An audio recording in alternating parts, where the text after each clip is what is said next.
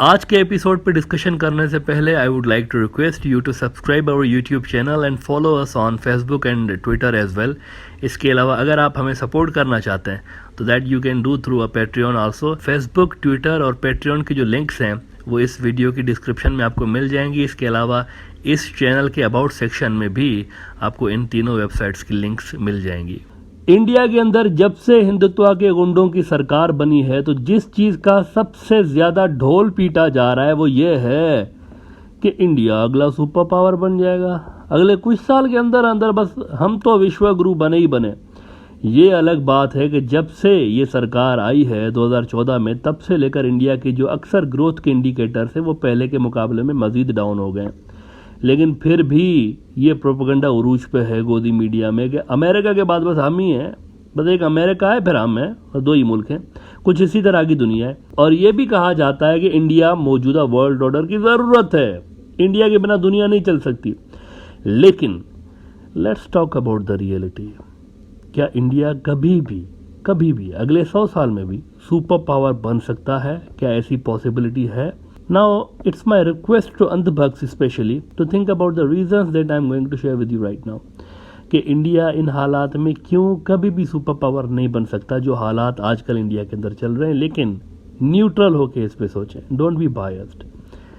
देखें, आप कोई भी बड़ी दुनिया की ताकत उठा के देख लें, कोई भी अमेरिका, चाइना, रशिया या इवन रीजनल पावर्स ही उठा के देख लें, सऊदी, ईरान वगैरह वगैरह, इन सब में एक चीज़ आपको कॉमन मिलती है। इन सब के अंदर सोसाइटी में एक हद से ज़्यादा पोलराइजेशन नहीं है। मुल्क के अंदर सियासी इख्तलाफात हैं, पॉलिटिकल जो डिसएग्रीमेंट्स हैं वो हैं, लेकिन पब्लिक के अंदर, सोसाइटी के अंदर पोलराइजेशन नहीं है। सोशल ऑर्डर इनका इंटैक्ट है सारों का। रूस में मिसाल के तौर पर बड़ी तादाद में मुसलमान रहते हैं, उनकी फ़ौज में भी बड़ी तादाद में है। लेकिन कभी आपने ये खबरें नहीं सुनी होंगी कि ईस्टर्न ऑर्थोडॉक्स और मुसलमान आपस में लड़ पड़े रशिया के अंदर, कभी नहीं सुनी होंगी।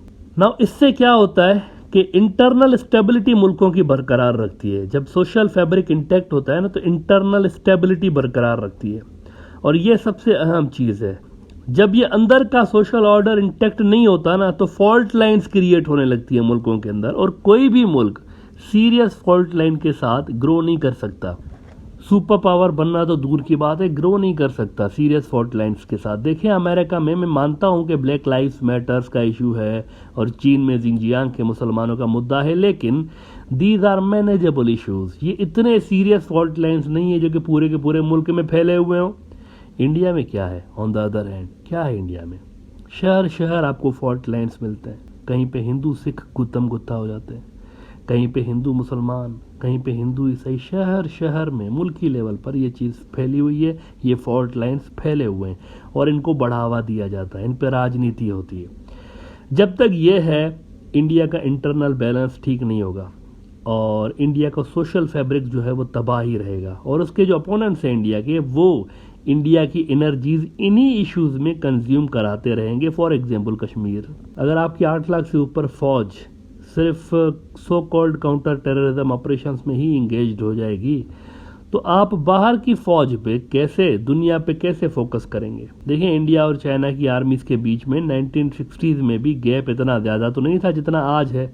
आज तो अनब्रिजेबल गैप है ना, वो तो 15-20 साल आगे निकल गए इंडिया से। वजह, आप 1960s में so called counter terrorism operations में अपनी एनर्जीज वेस्ट नहीं करते थे। एज अ रिजल्ट क्या होता था?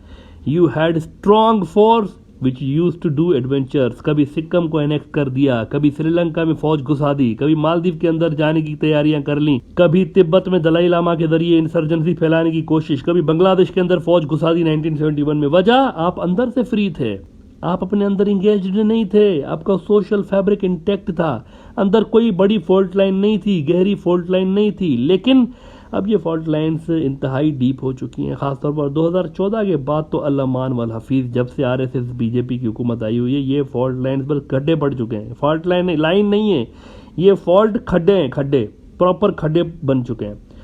आप मिलिटरली आने वाले समय में अपने मुल्क के अंदर ही धंसते चले जाएंगे। देखिए ना, कश्मीर के अंदर फॉल्ट लाइन्स आपने क्रिएट करवाई, रियासती जबर वहाँ पर पैदा करके और हिंदू मुस्लिम सियासत खेल खेल के मुल्क के अंदर आपने एक फॉल्ट लाइन क्रिएट करवाई, वहाँ पे लोगों को मारते रहे, आप ताकत के ज़रिए चीज़ों को हल करने की कोशिश की। अब आपकी 8 लाख की फ़ौज वहाँ पर कंज्यूम है, इंगेज लगी पड़ी है। अब ये जो पूरे मुल्क के अंदर फॉल्ट लाइन्स आपके बनी हुई हैं, तो आने वाले समय में क्या होगा, आपकी फ़ौज पूरे मुल्क के अंदर बिल्कुल ऐसे ही इंगेज होगी जैसे कि कश्मीर के अंदर आपकी फ़ौज इंगेज है। अच्छा, ये एक फैक्टर है, फॉल्ट लाइन्स का फैक्टर है। मुल्क के अंदर बड़ी बड़ी फॉल्ट लाइन्स पैदा हो गई हैं और सुपर पावर्स के अंदर फॉल्ट लाइन्स नहीं होती बड़ी। दूसरा ये कि अच्छा, फॉल्ट लाइन से वैसे याद आया, ये जो सोवियत यूनियन टूटा है, सोवियत यूनियन कैसे टूटा, उसके अंदर फॉल्ट लाइन्स पैदा हो गई थी, अमेरिका ने उसका फ़ायदा उठाया। तो फॉल्ट लाइन का होना किसी भी सुपर पावर के लिए बड़ा नुकसानदेह होता है, और जिस मुल्क के अंदर फॉल्ट लाइन्स होती हैं वो सुपर पावर नहीं बन सकता है। दूसरा बड़ा फैक्टर यह है कि अमेरिका, चाइना समेत हर बड़ी फोर्स में, हर बड़ी पावर में एक और कॉमन बात आपको नज़र आती है, सब में कॉमन बात होती है वो, और वो ये है कि अमीर और गरीब का फ़र्क कम होता है मुआशरे के अंदर, गुर्बत कम होती है इनके अंदर। ऐसा नहीं होता कि अमीर इंतहाई अमीर होता चला जाए और गरीब इंतहाई गरीब होता चला जाए, लेकिन इंडिया में ऐसा है। ना सिर्फ ये कि इंडिया में ऐसा है, बल्कि ये ट्रेंड तो बढ़ता ही चला जा रहा है। 2020 में भी जब देखें कि इंडिया की जीडीपी कोविड की वजह से माइनस में चली गई, Ambanis and Adanis increased their wealth by hundreds of billions of dollars.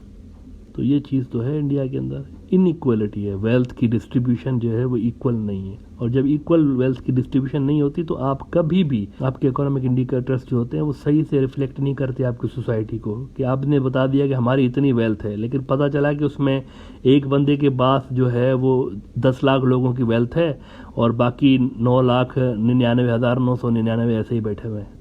तो ये चीज़ जो है ना, कभी भी किसी मुल्क को सुपर पावर बनने नहीं देती। फिर आप देखेंगे तमाम जो बड़ी सुपर पावर्स हैं, फोर्सेस हैं, उनके अंदर आपको एक और चीज़ नज़र आती है कि उनकी जो टेरिटरी है, उनकी ज़मीनें जो हैं वो स्टेबल हैं, उनके अंदर कोई बड़ी इंसर्जेंसी नहीं है। इंडिया के अंदर क्या है, मैसिव इंसर्जेंसीज चल रही है, टेरिटोरियल इनस्टेबिलिटी इंडिया के अंदर है। जो मुल्क अपनी टेरिटरीज को लेकर ही इनसिक्योर हो, वो अपनी बाउंड्री से बाहर किस तरह मिलिटरली कोई रोल प्ले कर सकता है, जबकि सुपर पावर बनने के लिए तो ये बेसिक चीज़ है कि दुनिया भर में मौजूद अपने इत्तेहादियों, अपने एलाइज की हेल्प के लिए आप फौज भेज रहे होते हैं। शाम में क्या किया पुतिन ने, बशार अल असद की हेल्प के लिए फौज लगा दी ना। अमेरिका कहाँ कहाँ उसने फौजें नहीं डाली अपनी इत्तेहादियों को बचाने के लिए। चाइना इस पोजीशन में है कि वो अपनी फौज अपने किसी भी इत्तेहादी मुल्क की रिक्वेस्ट पे वहाँ पर डिप्लॉय कर दे, क्योंकि उसके अंदर कोई थ्रेट नहीं है, स्टेबिलिटी है उसके अंदर, टेरिटोरियल स्टेबिलिटी है। इंडिया ऐसा नहीं कर सकता, वजह territorial instability, north east, Kashmir, Khalistan, Ladakh, naxalite वगैरह वगैरह वगैरह, यू नेम इट।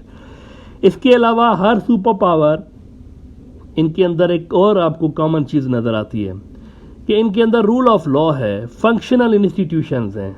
मतलब आप देखें कि इनकी अदालतें, इनकी आर्मी, इनका मीडिया फंक्शनल है। इधर क्या है आपके अंदर, इंडिया के अंदर दिन भर तोते की तरह मीडिया मोदी की जय, मोदी की जय, मोदी की जय करता रहता है।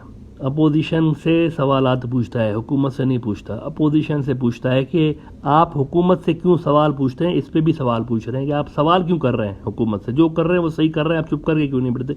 ये आपका मीडिया है, तो फंक्शनल मीडिया नहीं है।